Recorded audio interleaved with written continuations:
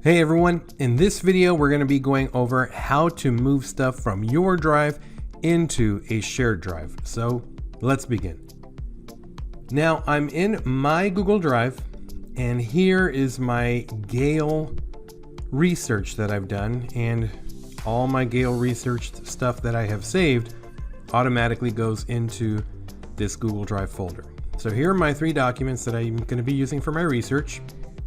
I'm going to need to share this amongst everyone in my group. So if you recall from the previous video, we've got shared drives. So what I'm going to do, I'm not going to click on shared drives. Instead, I'm going to click down on the little arrow next to it.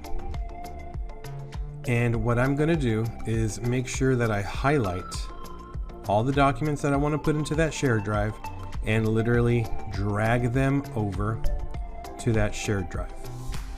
And I'm going to get a pop-up saying everyone, basically everyone who's a member of this shared drive will have access to this. And yes, I want to go ahead and move that. And they are no longer in my Gale in Context High School folder. Now they are shared with everyone in this team drive.